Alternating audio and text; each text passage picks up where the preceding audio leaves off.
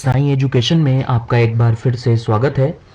और आज की वीडियो क्लास स्टार्ट करने से पहले कुछ इम्पॉर्टेंट अपडेट्स हैं आपके लिए, तो उनके बारे में एक बार ही देख लेते हैं। पहली बात तो अगर अभी तक आपने हमारा व्हाट्सएप ग्रुप ज्वाइन नहीं किया है तो आप नंबर आपकी स्क्रीन पर फ्लैश हो रहा है, उस व्हाट्सएप ग्रुप को आप ज्वाइन कर सकते हैं। इस ग्रुप को ज्वाइन करने से फ़ायदा आपका क्या होगा, नंबर आपकी स्क्रीन पर फ्लैश हो रहा है। फ़ायदा ये होगा कि इस ग्रुप में जो भी वीडियोस मैं इस चैनल पर अपलोड करूंगा उन वीडियोस का लिंक डायरेक्टली आपको इस व्हाट्सएप ग्रुप में मिल जाएगा।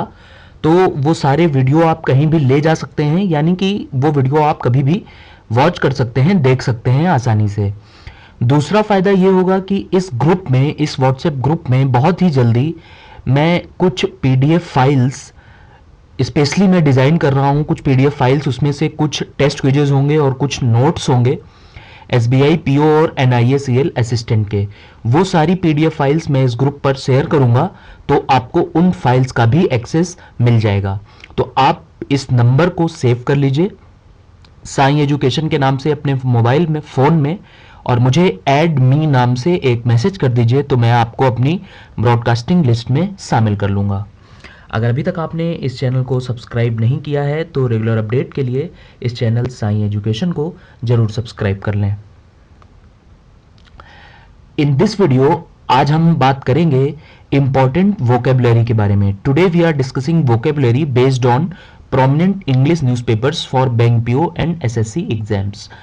देखिए, बैंक पीओ और एसएससी के एग्जाम्स में बहुत सारी क्वेरीज लगातार आ रही थी कि इंग्लिश के सेक्शन में हमें कैसे जो है तैयारी करनी है, कैसे प्रिपरेशन करनी है। इंग्लिश के सेक्शन में चाहे वो बैंक पीओ के एग्ज़ाम हो, क्लरिकल के एग्ज़ाम हो या फिर एसएससी सीजीएल के एग्ज़ाम हो, इंग्लिश के सेक्शन में इंपॉर्टेंट चीज़ सबसे ज़्यादा होती है आपकी वोकेबलरी कितनी स्ट्रांग है। और वोकेबलरी जब आपकी स्ट्रांग होगी तो जैसे क्लोज टेस्ट में भी कभी कभी मीनिंग समझना ईजी हो जाता है अगर आपको वोकेबलरी पता है।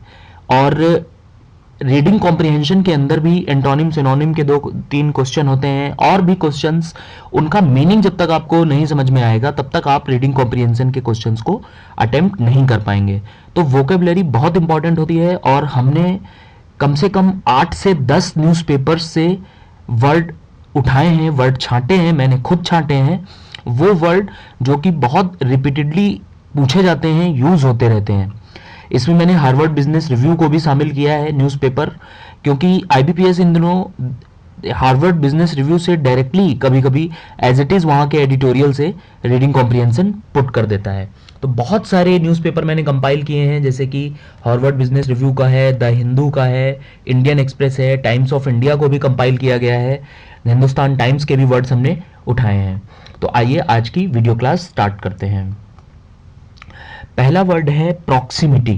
प्रॉक्सिमिटी के बारे में एक बात पहले सबसे इंपॉर्टेंट ये जान लीजिए कि प्रॉक्सिमिटी है क्या। Proximity is a noun, proximity is a noun, और इसको हम प्रोनाउंस किस तरीके से करेंगे, प्रॉक्सिमिटी, इस तरीके से हम इसको प्रोनाउंस करेंगे।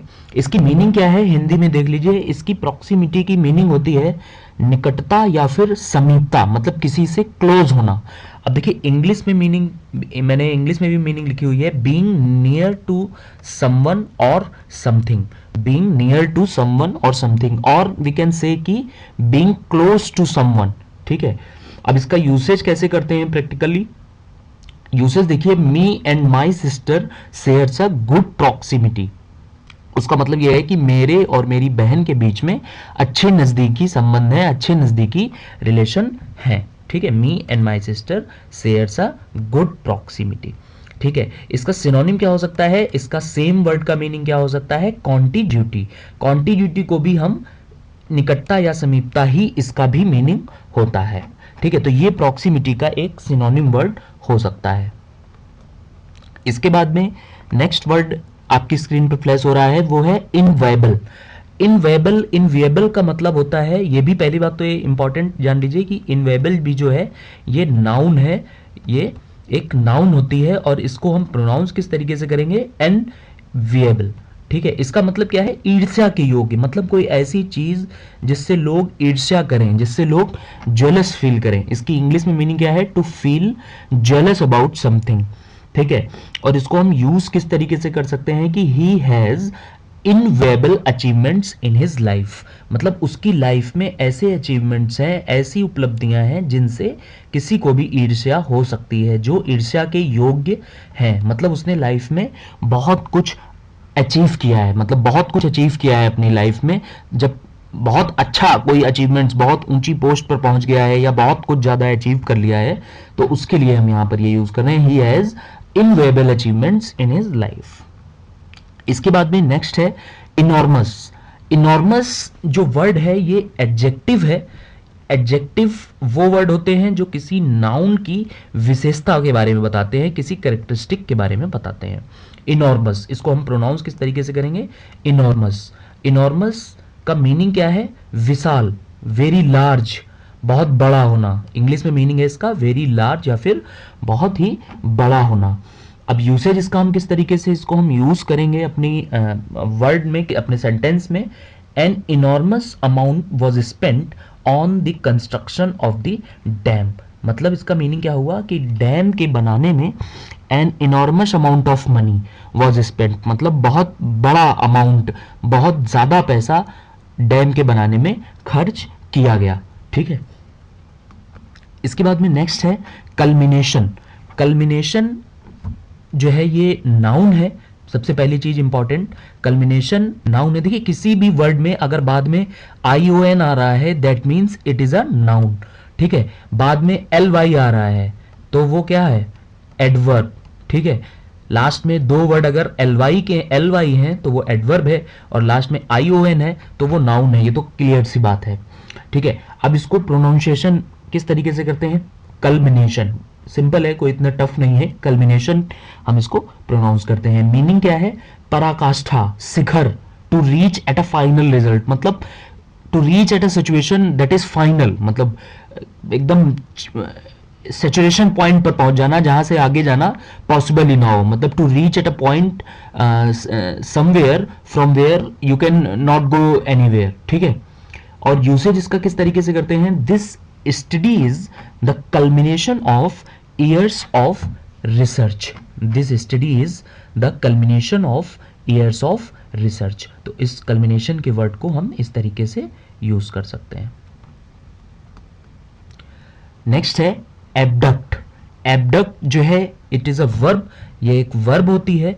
एबडक्ट जो है वर्ब है, it is not a noun और adjective, it is a verb. आइए आगे इसकी डिटेल देखते हैं। प्रोनाउंसिएशन किस तरीके से करेंगे, एबडक्ट, और मीनिंग क्या है, अपहरण हो जाना, किडनैप हो जाना, टू गेट किडनैप्ड।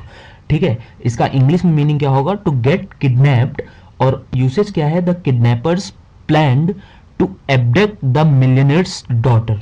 किडनैपर्स का क्या प्लान था, किसी लखपति, किसी अमीर आदमी की बेटी को किडनैप कर लेना, टू अपहरण कर लेना, मतलब उसको किडनैप कर लेना। ठीक, अब इसी वर्ड को जो एबडक्टेड, अभी हमने एबडक्ट वर्ड अभी हमने देखा कि इट वाज अ वर्ब। अब देखिए इसी के adjective, now we are talking about its adjective form. अगर इसकी हम एडजेक्टिव फॉर्म में इसको कन्वर्ट करें, इसी वर्ब को एडजेक्टिव में कन्वर्ट करें, तो हम इसको पास्ट टेंस में अगर बात करेंगे एबडक्टेड, तो उसका मीनिंग हो जाएगा कि दिस इज अ एडजेक्टिव, और ये हम किसी पर्सन के बारे में बात कर रहे होंगे। इसका प्रोनाउंसिएशन क्या होगा, एबडक्टेड, और मीनिंग क्या होगा, अगवा या अपहृत। जिस व्यक्ति का अपहरण हो गया यहां पर उसके बारे में बात की जा रही है। मतलब जो लास्ट यूसेज हमने देखा था कि kidnappers plan to abduct the millionaire's daughter, तो मिलियनर्स डॉटर वाज एबडक्टेड। ठीक है, इसके बाद में नेक्स्ट है प्रोफ्यूसली। ये नाउन है और इसका प्रोनाउंसिएशन होगा प्रोफिशली, मतलब बहुत अधिक मात्रा में। Mister X had accident today and he was bleeding profusely. ठीक है, मतलब मिस्टर एक्स का एक्सीडेंट हुआ और बहुत ज़्यादा ब्लीडिंग बहुत अधिक मात्रा में हो रही थी। इसके बाद में नेक्स्ट वर्ड है counter. Counter it is a noun. इसको सबसे पहली बात, काउंटर इज़ अ नाउन। ठीक है, CONTOUR, counter. Counter means noun, और इसका प्रोनाउंसिएशन किस तरीके से करते हैं, कॉन्टूर इसको बोल सकते हैं। ठीक है, इसका मीनिंग क्या है, ढांचा या फिर आकृति, मतलब skeleton, shape of outer surface of something. English में इसकी मीनिंग क्या होगी, shape of outer surface of something, और इसका यूसेज क्या होगा, I could just make out the contours of the house in the dark. ठीक है, कॉन्टर्स का मतलब ये हो गया। ठीक है, इसका दूसरा यूसेज क्या हो सकता है कि the new startup Indian IT players have change the contour of Indian IT sector. इसका सेकंड यूसेज मैंने ये आपको करके बता दिया। पहला यूसेज क्या है, I could just make out the contours of the house in the dark. इसके बाद में नेक्स्ट है vitiate. Vitiate first of all इसके बारे में जान लीजिए कि it is a verb. Vitiate it is a verb. इसको प्रोनाउंस कैसे करते हैं, विशिएट। मीनिंग क्या है, बिगाड़ना या खराब करना, मतलब किसी चीज को बिगाड़ देना या उसको खराब कर देना। The quarry has vitiated the environment. Vitiated का मीन्स क्या हुआ कि इन्वायरमेंट को खराब कर दिया है या बिगाड़ दिया है। इसके बाद में नेक्स्ट है massacre. Massacre it is a noun. First of all massacre ये एक नाउन का वर्ड है, ये एक नाउन है, और इसको प्रोनाउंस किस तरीके से कर सकते हैं, मैशकर। इसका मतलब क्या है, नरसंहार करना या फिर हत्याकांड होना। Killing of large number of people simultaneously. Simultaneously का मतलब हुआ एक साथ, बहुत ज्यादा लोगों का एक साथ मारा जाना। तो इसी को हम क्या बोलते हैं, नरसंहार बोलते हैं या फिर हत्याकांड बोलते हैं। यूसेज क्या है, a few men came out with their guns and the result was a massacre. मतलब कुछ लोग अपनी गन्स के साथ बाहर आए और उन्होंने क्या किया होगा, एकदम से फायरिंग स्टार्ट कर दी, तो उसका रिजल्ट क्या हुआ, उसका परिणाम क्या हुआ, एक नरसंहार यानी कि एक हत्याकांड। इसके बाद में नेक्स्ट वर्ड है antiquated. Antiquated it is a adjective. मतलब एंटीक्वेटेड वर्ड इज प्रॉपर्टीज और कैरेक्टरिस्टिक्स ऑफ सम नाउन।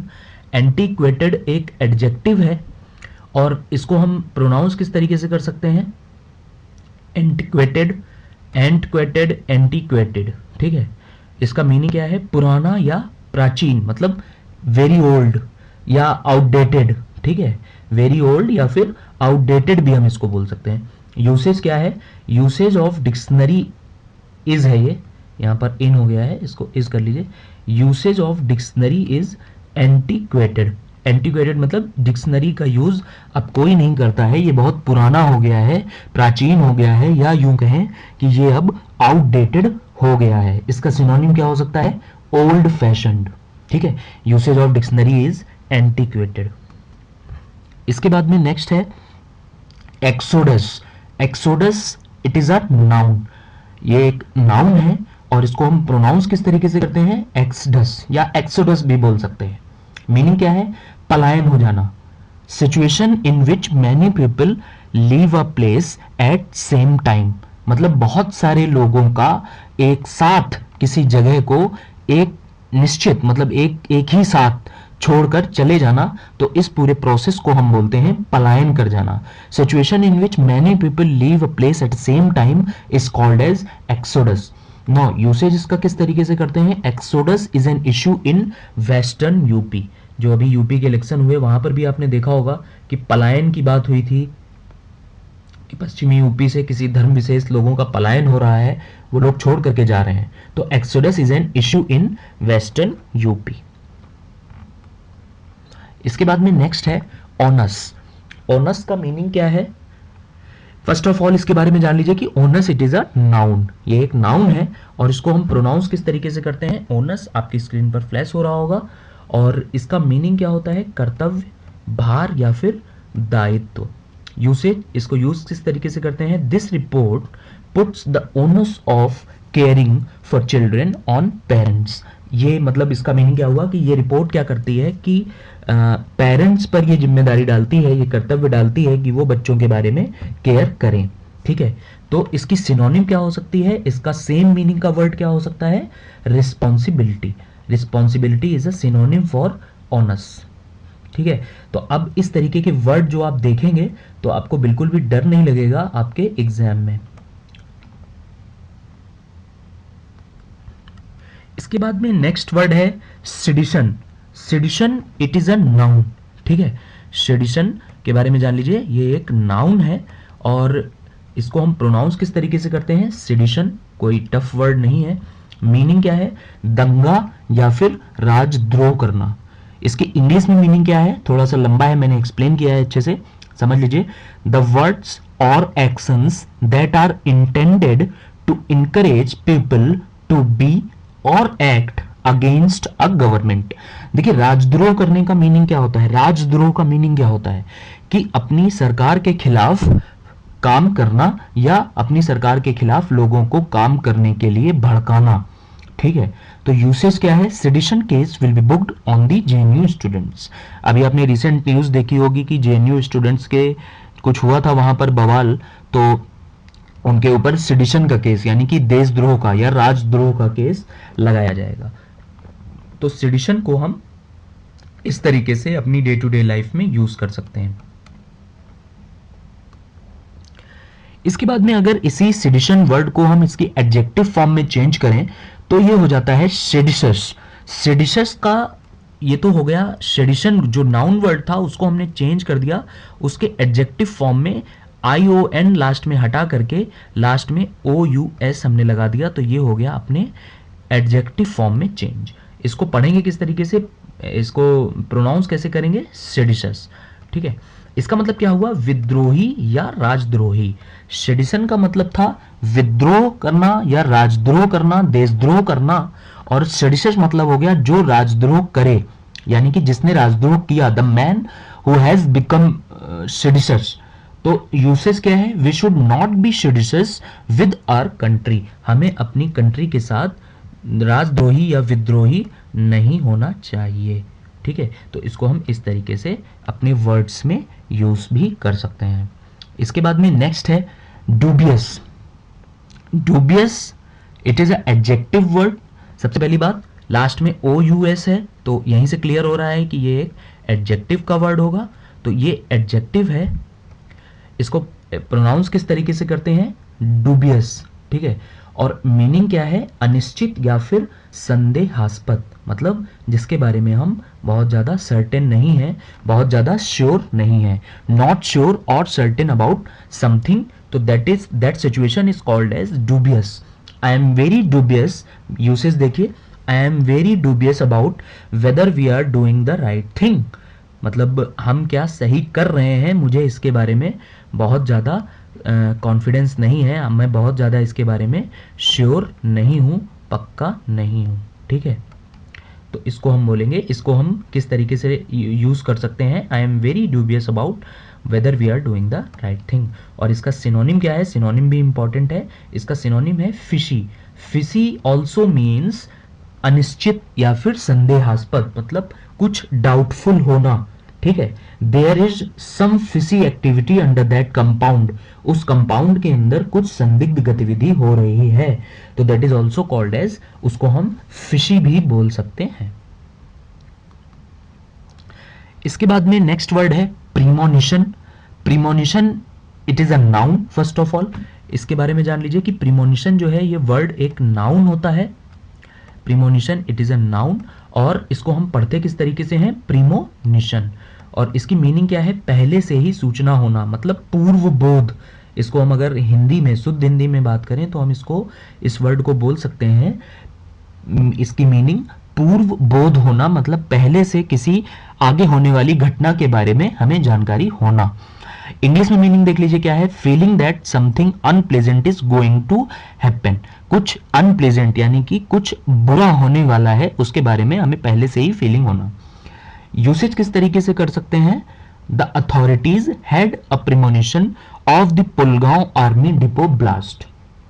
इसके देखिए यूसेज कैसे किया है? The authorities had a premonition. अच्छा, अभी आपको रिसेंट कुछ महीने पहले की न्यूज़ है, ये आपको पता होगी कि पुलगांव आर्मी डिपो ब्लास्ट, मतलब आर्मी के जहाँ पर हथियार वगैरह रखे जाते थे पुलगांव में, वहाँ पर ब्लास्ट हो गया था, धमाका हो गया था। तो यहाँ पर मैंने उसी की बात करी है कि अथॉरिटीज को प्रीमोनिशन था, मतलब पूर्व बोध था, उन्हें पहले से अंदेशा था कि इस तरीके की कोई घटना हो सकती है पुलगांव आर्मी डिपो के अंदर। ठीक है, इसके बाद में नेक्स्ट वर्ड है डिसेंचमेंट। डिसेंचमेंट के बारे में पहली चीज कि ये नाउन वर्ड होता है, और इसकी मीनिंग क्या है? मोह भंग हो जाना, मतलब किसी भी चीज से आपका मन हट जाना, मोह भंग हो जाना। My parents cheating my partners cheating, sorry my parents नहीं है, my partners cheating left me deeply डिसएंस्टेड।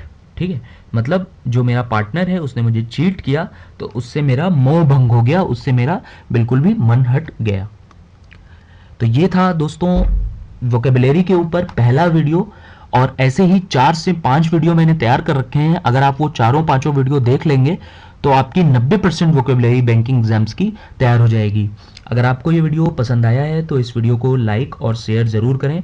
इस चैनल को सब्सक्राइब करना बिल्कुल भी ना भूलें। कमेंट करके हमें अपनी क्वेरीज़ के बारे में बताएं, और आप हमारा व्हाट्सएप ग्रुप ज़रूर ज्वाइन करें।